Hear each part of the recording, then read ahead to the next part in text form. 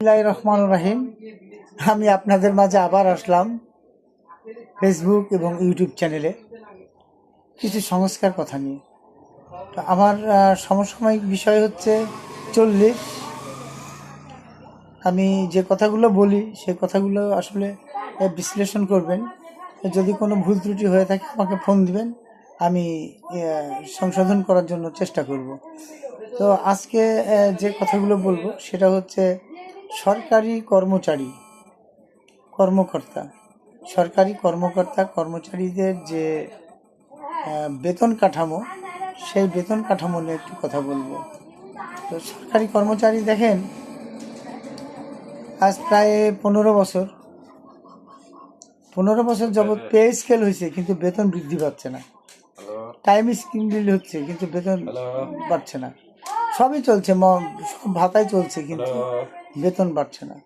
বেতন না বাড়ার পিছনে কারণ একটাই, দুর্নীতি, ঘুষ। ঊর্ধ্বতন মহলে জানে যে এদের বেতন বাড়ায় লাভ কি। এরা তো দুর্নীতির একটা সাবজেক্ট খুলে রাখছে অফিসে। একটা কর্মকর্তা যদি অফিসে ঢুকে, দেখা যাচ্ছে যে আমার কোন কাজটা চলছে, এখানে কত কোটি টাকা ফান্ড আছে, কয় টাকা দিয়ে কাজ উঠাতে হবে এবং কত টাকা আমরা ভাগ করে নিতে পারবো, এরকম একটা মিটিং হয়। কিন্তু ওদের মিটিং কিন্তু জরুরি মিটিং। এই টাকাগুলো মারার জন্য বিভিন্ন ঊর্ধ্বতন কর্মকর্তা মিটিং বসে, প্রধানের কাছে মিটিং বসে যে এই খাতে এই ক টাকা কাটাও, এই খাতে এই ক টাকা কাটাও, এই খাতে এই ক টাকা কাটাও, বাদ বাকি টাকাগুলো তোমরা আমরা সবাই মিলে ভাগ করে নিব।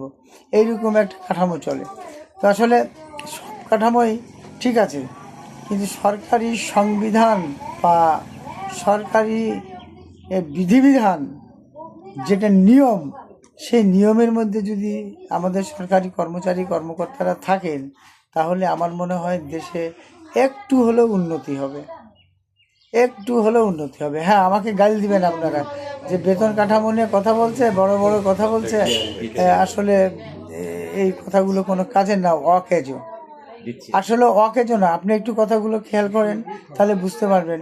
দেখেন, আমাদের বাংলাদেশ ছোট্ট একটা দেশ, বাংলাদেশ দরিদ্র দেশ, কিন্তু দরিদ্র দেশ এখন আমাদের রাজশাহী থেকে যেদিকে তাকাবেন সেদিকে 10তলা বিল্ডিং, যেদিকে তাকাবেন সেদিকে 5তলা বিল্ডিং। তাহলে দরিদ্র দেশটা হলো কোথায়?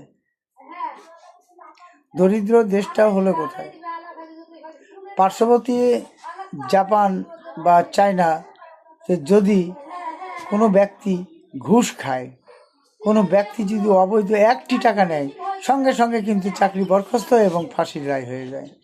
তো এইরকম একটা আমাদের দেশে যদি কোনো সংবিধান বা বিধিবিধানের মধ্যে যদি কোনো আইন পাশ করা যেত, তাহলে কিন্তু দুর্নীতি কমে যেত, একবারে কমে যেত। কোটি কোটি টাকা দুর্নীতি, কোটি কোটি টাকা, হাজার হাজার না, কোটি কোটি টাকা দুর্নীতি। সবচাইতে এখন বেশি দুর্নীতি চলছে সড়ক ও জনপথে, সবচাইতে বেশি দুর্নীতি চলছে এলজিইডিতে, গণপূর্ততে, স্বাস্থ্য বিভাগে, এই সবচাইতে ভূমি অফিস তো কথাই বলা লাগে না। যদি একটা কাগজ বাইর করতে হয়, তাও 200 টাকা লাগে। আসলে এই 200 টাকা কেন আমি দিব? দাসত্ব কারা? আমরা তাদের দাসত্ব না তারা আমাদের দাসত্ব? কোনটা? আজকে সরকারি কর্মচারী বেতন পায় কোথার দিকে? সাধারণ জনগণের টাকা দিয়ে। সরকারি কর্মচারী মানে সাধারণ মানুষের গোলাম। সরকারি কর্মচারী মানে সাধারণ মানুষের খেদমতকারী। তো খেদমত বাদ দিয়ে তাকে সেবা নিতে যায়, সেবা দিয়ে আসতে হয়। এটা কোন নিয়ম? এই নিয়মগুলো কিছু চেঞ্জ করতে হবে। সরকারি যারা কর্মচারী-কর্মকর্তা এবং অভিভাবকরা আছেন, যারা দেশ পরিচালনা বর্তমান করছেন, তাদের কাছে বিশেষ অনুরোধ করব, আপনারা ঘুষ দুর্নীতি থামান, সব ঠিক হয়ে যাবে। ঘুষ দুর্নীতি যদি না থামান, তাহলে দেশ আপনার হুমকির মুখে পড়বে।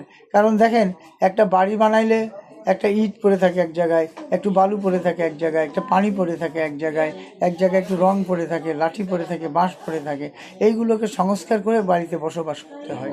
কিন্তু আসলে সরকারি কর্মচারী-কর্মকর্তাদেরকে যে পে স্কেলটা করা হয়েছে, সেই পে স্কেলটা যেন অচিরে বাস্তবায়ন হয়, সেই জিনিসটা আপনারা একটু খেয়াল রাখবেন। সরকারি কর্মচারীদেরকে অসংখ্য ধন্যবাদ। তারা আছে বিধায় কিন্তু আমরা আজকে একটু মোটামুটিভাবে বসবাস করতে পারি। তো আজকে এ পর্যন্তই।